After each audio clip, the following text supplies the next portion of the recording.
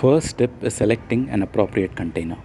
It has to be at least 12 inches or 1 foot deep.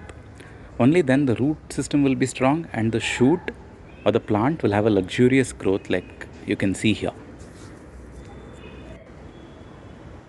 Next, notice where I have placed the pot. It is a strategic location. It is not adjacent to any high raised wall. So it's not in shade for the majority of the day, but it's in direct sunlight for at least 6 to 8 hours of in a day. Third tip, what do you notice on the surface of the soil? Yes, there are weeds growing.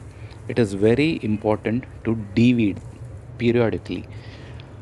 De-weeding helps save energy for the plant, which these weeds were otherwise stealing. When I de-weed, I just leave them on the surface of the soil and I do not throw them out of the pot.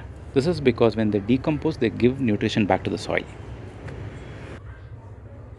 Fourth top tip, watering. Tomato plants love water, so water them liberally. I water twice a day, and look how I water. There's some water on the surface of the soil. Next, if you closely observe, this is a very important tip. Pay attention. There is the main stem, there is the main side stem, and in between there is something growing. Okay, so this is called a sucker. These have to be plucked out because they zap energy from the plant and they don't give you fruits or flowers. They have to be removed. Just look out for them. You'll look for the main stem and at almost right angles the side stem, and in between you find these suckers. So pluck all the suckers out. Be on the lookout for them. It's as important as de-weeding. They steal energy from the main plant. They need to be removed. So just keep looking out for them. You know where to look.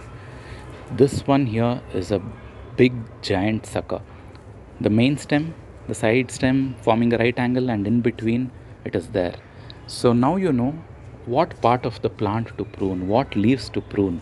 This is what has to be removed. I don't think I can remove this with my hand. It has grown so big. I with a pair of scissors just clip it down. Just like that. So do I throw these suckers away? No, I just leave them on the surface of the soil inside the pot. So like I've mentioned before, leaves decompose, give nutrition back to the soil. That's why it's important that you leave them there. This brings me to my next top tip. What do I have here? This is just pure treasure.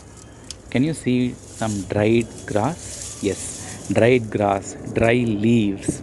If you have any in your garden from winter, just place them on top of the soil this way. This is a whole topic in itself. This is called mulching. I'll get into it in detail in another video. Last top tip, your tomato plant flowers but does not fruit. Why? So tomato flowers have both the male and female parts in the same flower. When bees sit on it, they vibrate it and help in pollination. If you don't have bees in your garden, you can do this. Just tickle the flower. So this helps in pollination and the flowers fruit.